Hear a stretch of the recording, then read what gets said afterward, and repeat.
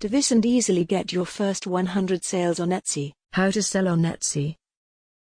In this video I am going to show you how you can easily make your first 100 sales on Etsy, so don't go anywhere and I'll be right back. What's going on, guys? This is Lorna Recommend Money Winners, and welcome back. If you're new to our channel, hello, here's a big welcome and thanks for stopping by. So, do me a favor, make sure you subscribe to this channel and hit that thumbs up button so, whenever we upload a new video on how to make money online, you will be updated on making things happen. Now, let's jump right back into this video, as I'm super excited to bring you this, how to make your first 100 sales on Etsy easily. Before you start thinking about that big revenue on Etsy, what you really need to do is to get your first 100 sales, and to be honest, your first 100 sales may well be the hardest, but don't give up because I am about to tell you how to easily achieve this. Consider this, when you are just starting out, your Etsy shop will be like pushing a big heavy boulder, so you are having to put in a lot of work, just so you can push it a little bit. However, as you keep pushing, it will surely start building momentum, to the point where it starts rolling all by itself. But most people struggle with their first 100 sales because it requires effort, but it's going to get a lot easier, to the point where you don't have to work every single sale anymore. So, today I am going to be sharing with you all the things that will really help you get your first 100 sales and beyond. It may be obvious, but before you get to 100 sales, you need to get your first 10 sales, and the reasons we are focusing on the first 10 sales is because it's so very different to your 90 that comes afterwards. So, put yourself in the place of a customer. If you see a store that has 0 sales, then your impression will be so different to that of a store which has 10 or 15 sales, and the reason for this is that nobody wants to be that first-time customer. Most people are looking for sellers who have experience. Now, if you are at this stage, having 0 to 10 sales, then I recommend you do the following. Step 1. Start by asking friends and family to buy something from your Etsy online shop, as this will be such a really good experience for you, and it will help you practice selling in the beginning, especially when starting your business for the first time. This way, you will start your selling experience, learn the basic stuff, such as describing your products to customers, talking about the benefits, or the features, or how customers could use it, as it's about getting some real-life experience, which you can later translate onto your Etsy shop online. Starting with friends and family will help you validate your idea, and you will be in a safe environment where you can ask for their honest feedback and opinion on your product, such as like, good or bad. Let me give you a tip here. Be a little cautious here because more than likely, they will want to be nice to you and sugarcoat the truth a little, so just be careful to ask the right questions. Some example questions are, when did you last buy a candle? Did you buy it for yourself, or was it a gift? Or what are the things you look for when purchasing a candle? Is it the fragrance or is it the jar?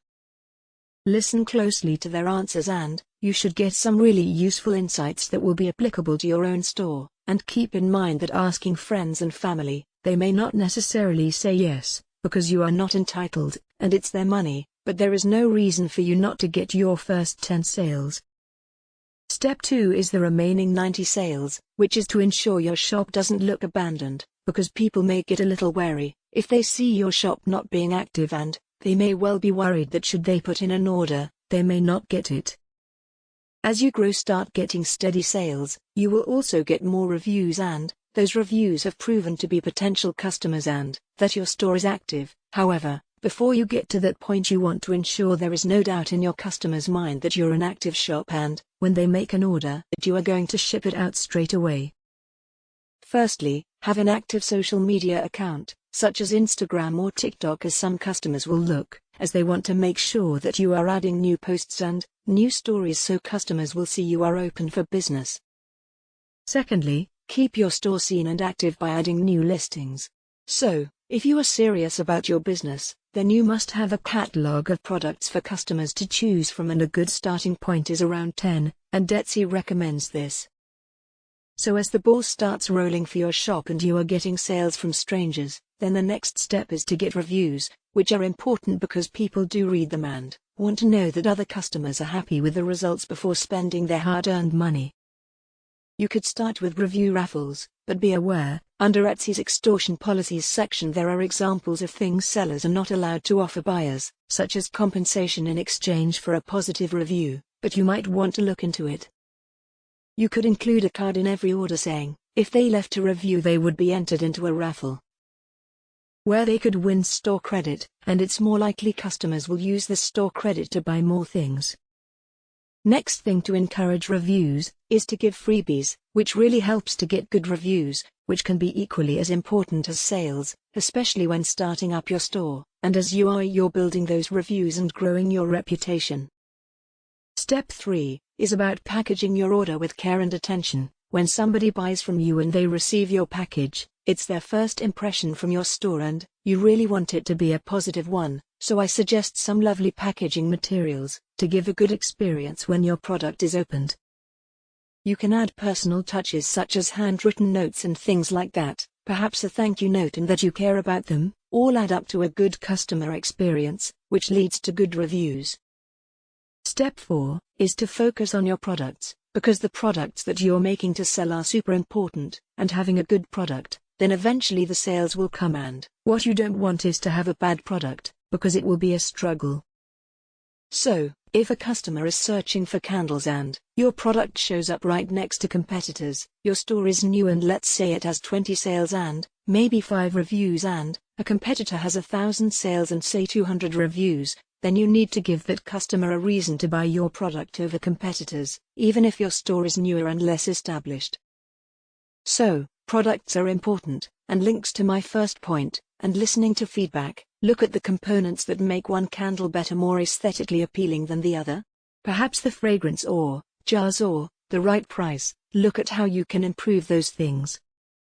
Perhaps improve by having unique smells, such as cotton candy or sweet-smelling candles, things people are looking for, with a really nice jar to display it, because you need to do better than the competition. Think about your product and what value are you providing to your customers, as you know that any business is about making money, right, and money is just a way to exchange value. So, do think about what value you are providing in exchange for money to make it a fair trade, as your store surely do not want to be taking customers' money and giving less value in return, as it will not result in a long-term business. So, the hardest thing about starting a business and getting your first 100 sales is that people expect progress straight away. Keep in mind it's more of an exponential curve, as starting is difficult, but after your first 100 sales, you will find your next 100 to be way easier, and with your first 1,000 sales. Another aspect of your business which helps your products get found quicker is checking your analytics and your stats, and if you are not getting many visits to your store, it could be that your search engine is not properly optimized. Just a word of encouragement, if you are in the valley of disappointment, then do not give up, just keep trying, experimenting and continue improving until you find what works for you. Thanks for now guys, this is Lorna Recommend Money Winners, and if you've enjoyed watching this video be sure to hit that like button.